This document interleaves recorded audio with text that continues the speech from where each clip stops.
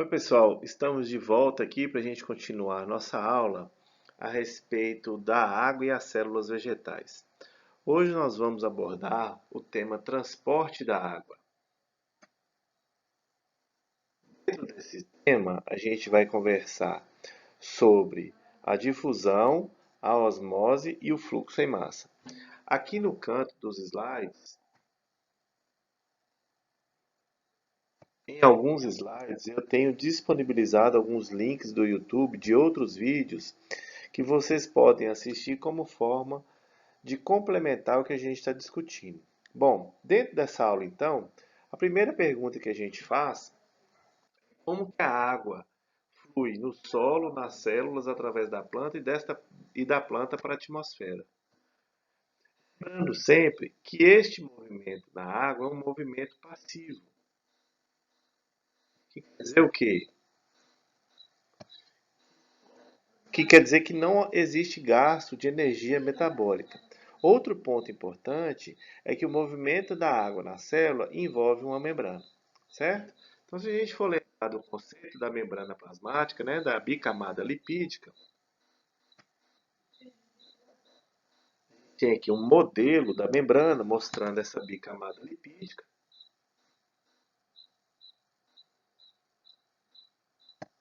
onde estão inseridas algumas proteínas transmembranas, e aí esse modelo explica a membrana das células vegetais.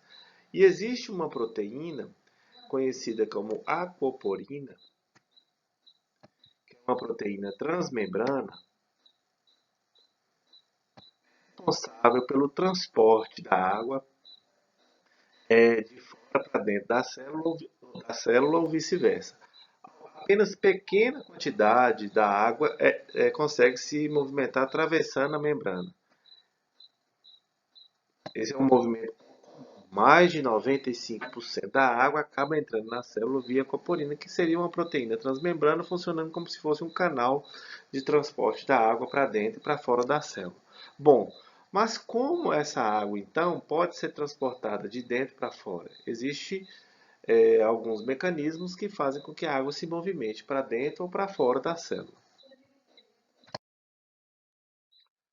O primeiro processo que a gente vai discutir, né, dentro dos processos de transporte da água,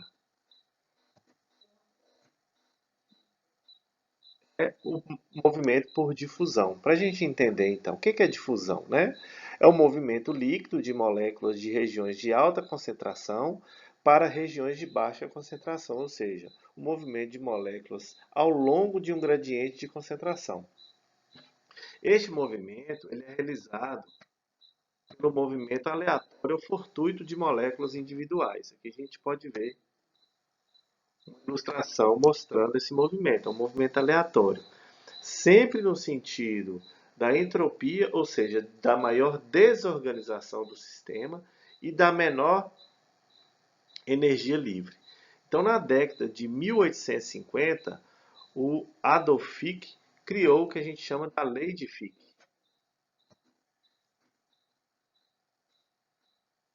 Essa lei ele descreve a taxa de transporte das moléculas e observou que ela é função da diferença de concentração dessa molécula entre duas regiões. Adiciona-se a isso o que a gente chama de coeficiente de difusão, esse ds aí. Ele é variável para cada molécula. Né? E a taxa de transporte, então, geralmente é dada em mol por metro quadrado por segundo, é estimada a partir, então, do coeficiente de difusão, da diferença de concentração entre essas duas regiões e da distância entre essas duas regiões. É importante ressaltar que este movimento ele é efetivo a pequenas distâncias. Mas o que são pequenas distâncias? São distâncias numa escala celular, geralmente em micrômetros. A gente vai entender melhor por que depois. A gente pode pegar essa ilustração aqui e mostrar um exemplo. Né? A gente tem aqui um exemplo com perfis de concentração, um perfil inicial, perfil intermediário em equilíbrio, ou seja, ao final do processo. Então, no início, o que a gente tem? Duas regiões muito definidas, de moléculas bem separadas nesse perfil, né? A posição inicial. O que acontece com o tempo que a gente já comentou? Devido ao movimento aleatório ou fortuito das moléculas, a tendência, em função da difusão, é que essas moléculas se espalhem de forma aleatória dentro desse recipiente, que é o que está acontecendo aqui, né? Elas sempre se espalham no sentido de maior concentração para o sentido de menor concentração. Então, as moléculas em vermelho vão nesse sentido, as moléculas em azul vão nesse sentido, explicando a difusão. O que acontece com o tempo? A tendência é que, com o passar do tempo, neste recipiente, ele esteja todo distribuído de forma igual, de igual concentração, ou seja, menor estado de energia e de maior desorganização no final desse processo, ou seja, o estado de equilíbrio. Então, seria um movimento de difusão. Da mesma forma, esse gráfico explica isso, né? No início, a gente tem uma concentração muito elevada, próxima à região onde aquela solução está. Então, se eu pensar aqui, por exemplo, num recipiente com água e colocar umas moléculas de sal, NaCl aqui, ó, no início, né, dissolvidas, né? Então, a gente tem aqui a água, que é o solvente, o sal, que é o soluto. A tendência é que, com o tempo, né, a gente tem aqui uma região de maior concentração, a tendência é que, com o tempo, essa concentração diminua nessa região, já que vai haver um movimento de difusão dessas moléculas para toda a região do recipiente. Com o tempo, então, o recipiente vai ficar de forma equilibrada, né, a distribuição dessas moléculas desse soluto, no caso aí o sal, né, com o tempo, então. Então, inicialmente, eu tenho uma concentração, se eu pensar que essa região aqui é o zero, eu tenho inicialmente uma concentração muito alta próximo daquela região, e com o passar do tempo, em função da difusão, essa concentração vai diminuindo naquela região e aumentando nas regiões mais distantes. Por quê? As moléculas estão se movimentando naquele sentido, da região de maior concentração para a região de menor concentração. Outro ponto muito importante em relação à difusão é que, como eu já havia falado, ela é muito efetiva a pequenas distâncias. Vamos levar em conta o seguinte dado. A gente tem um coeficiente de difusão da glicose, que é um soluto, né? Valor de 10 a menos 9 metros quadrados por segundo, certo? E o tempo médio de difusão, ele aumenta com o quadrado da distância, ou seja, quanto mais longe aquela molécula precisa ir, maior será o tempo de forma quadrática, né? A gente tem aqui o coeficiente de difusão e a distância, para estimar o tempo médio de difusão. Então, olha que interessante. O tempo médio para essa molécula de glicose se difundir na água a uma distância de 50 micrômetros, seria mais ou menos a distância de uma célula, de 2 segundos e meio. Isso mostra o quê? Que ela rapidamente, a glicose pode se movimentar numa célula. Porém, para essa mesma molécula se movimentar por difusão em 1 metro de água, esta equação, esse tempo será de 32 anos. Então, a difusão é um tipo de movimento de moléculas que explica esse movimento a curtas distâncias. Quando a gente for falar lá na nutrição mineral, sobre a parte de nutrição mineral de plantas, a gente vai entender isso bem. Alguns elementos são absorvidos pelas raízes por difusão, outros por interceptação radicular, outros por fluxo em massa. Então, a gente tem que entender que aquele elemento que tem como absorção, principal forma de absorção da planta, a difusão, tem que pensar que ele tem que estar sempre próximo à raiz. Por quê? A difusão é muito efetiva, muito rápida, a pequenas distâncias, mas a longa distância não é. Bom, o outro tipo de transporte que a gente já havia falado, isso da nossa videoaula, é a osmose, né? A osmose seria a difusão de moléculas de água, mas através de uma membrana semipermeável, certo? Aqui também a gente tem um vídeo para complementar, caso alguém se interesse em complementar o assunto, entender melhor o assunto, pode assistir esse vídeo, certo? No caso da osmose, a osmose é governada por um gradiente de potencial hídrico, ok? Então, neste caso, o movimento da água ocorre quando duas regiões estão separadas por uma membrana que a gente chama de membrana semipermeável. Por que membrana semipermeável?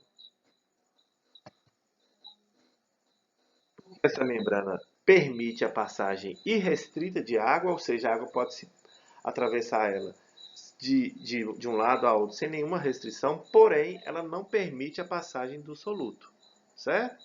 No caso então da osmose, essa propulsora é a concentração de água e o gradiente de pressão. A gente tem aqui um exemplo que mostra uma região, essa região aqui com sais e uma solução com sais e aqui fora a água. O que acontece então? Essa região de menor concentração de sais faz com que a água se movimente para a região de maior concentração.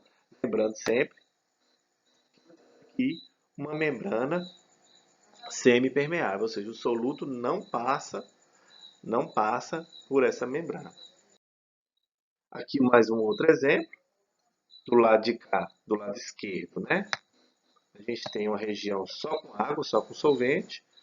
Do lado direito, a gente tem uma região com a solução onde foi diluída a glicose. O que acontece então? Eu tenho uma região aqui de maior concentração de glicose, essa região aqui com menor concentração. Mas eu tenho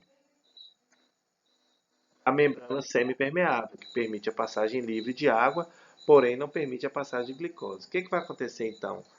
A água desta região vai passar para esta região, em função da diferença de concentração, certo?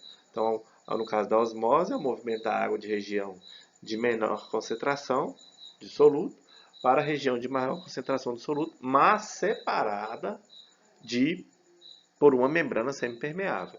Se a gente pensar em três condições, né? Condição hipertônica, condição isotônica e condição tônica. E colocar uma célula vegetal em cada uma dessas condições, o que a gente vai observar? A condição hipertônica é aquela condição onde o meio externo tem muito soluto diluído. O que acontece então? A água se movimenta de dentro da célula para fora, desidratando a célula. Então, se você pegar uma célula vegetal e colocar num ambiente salino, o que vai acontecer com ela? Em razão da osmose, a água vai sair da célula em direção ao meio externo, vai desidratar a célula. Já no meio isotônico, o que é isotônico?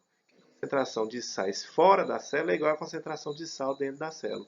Não existe movimento líquido. O que quer dizer isso? Que a mesma quantidade de água que sai é igual à mesma quantidade de água que entra na célula. Não existe movimento líquido de água. Por outro lado, se eu colocar a célula numa solução hipotônica, uma condição hipotônica, que quer dizer o quê? Uma condição com uma concentração de sal muito baixa, o que vai acontecer nesse caso? A água, por osmose, já que tem uma membrana semipermeável, vai sair do ambiente hipotônico ou da condição hipotônica e se movimentar para dentro da célula. No caso das células vegetais, a membrana plasmática, então, a célula vai ficar túrgida, a membrana plasmática vai pressionar a parede celular, que por sua vez é muito rígida e vai impedir que a célula estoure, né, se rompa, né, no caso das células vegetais, certo? Aqui a gente tem um exemplo, um ensaio bem simples, né, com tiras de pimentão, que dá para fazer até em casa esse ensaio, né? É você tirar algumas tiras de pimentão com casca, colocar aqui numa placa de Petri em soluções diferentes, por exemplo, aqui na letra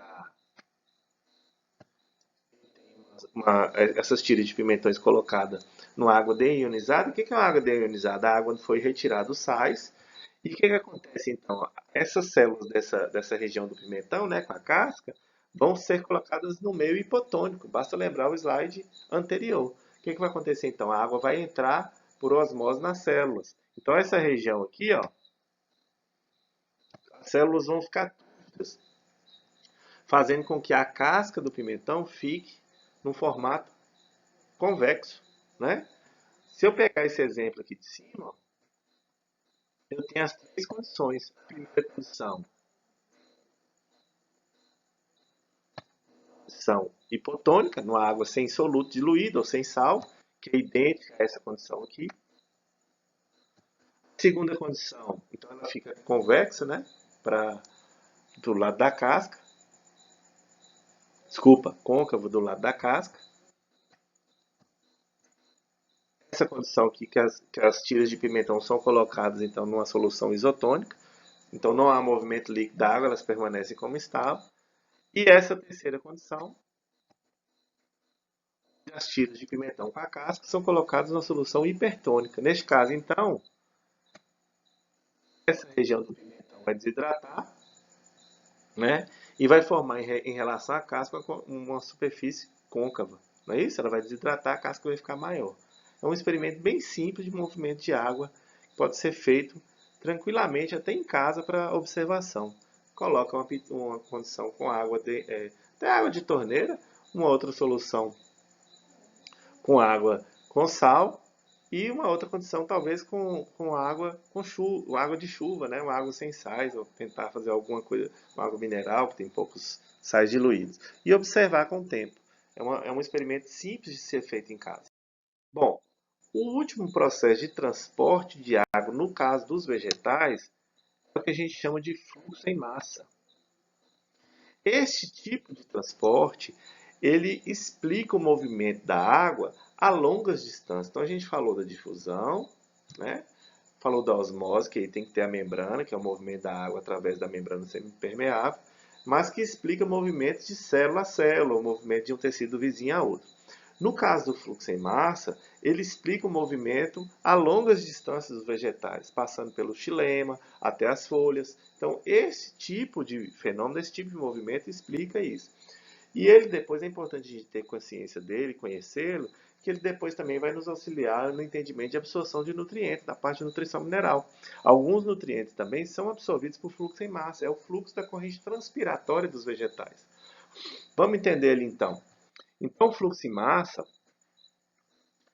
movimento em conjunto de grupos de moléculas em massa em resposta a um gradiente de pressão. No caso da corrente transpiratória, a diferença do gradiente de pressão é criada pela transpiração das plantas. Cria uma diferença de pressão entre a folha e a raiz que faz com que a água seja absorvida pela raiz, suba pelo xilema do caule e chegue até as folhas. Mas também pode ser explicada por outros tipos de gradiente de pressão. Por exemplo, o movimento da água em uma mangueira, a própria chuva caindo. São fenômenos explicados pelo fluxo em massa. O fluxo em massa em um tubo, e eu posso considerar um tubo, tanto um tubo PVC quanto o próprio tecido de condução das plantas, ele é estimado por uma equação de Peauzelli. Nesta equação, algumas variáveis têm que ser levadas em conta. A primeira, o raio do tubo, que está aqui na equação no R, a viscosidade do líquido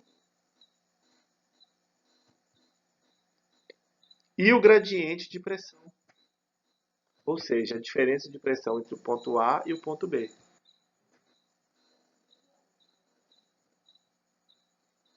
Está aqui, ó. Isso que vai governar esse fluxo.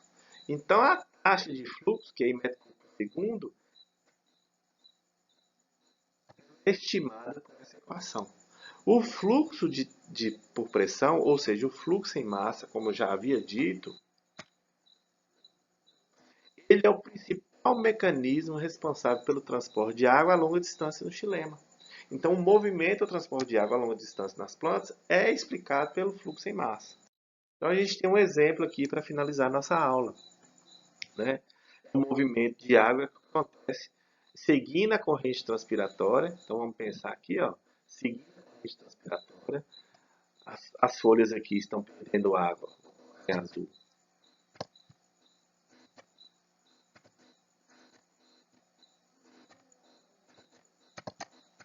Na forma de vapor d'água.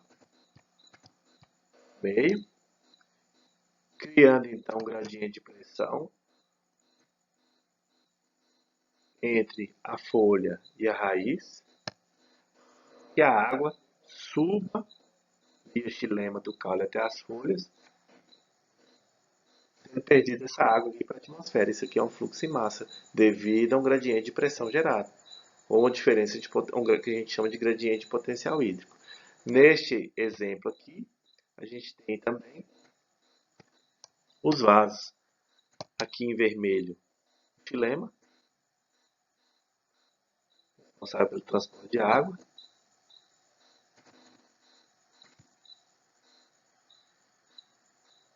E aqui em azul, o floema, que é o transporte de fotoassimilados e também transporta água. Então, esse processo de transporte a longa distância, ele é explicado pelo fluxo em massa. Ok? Até a próxima aula e a gente vai continuar abordando esse tema da água e das células vegetais.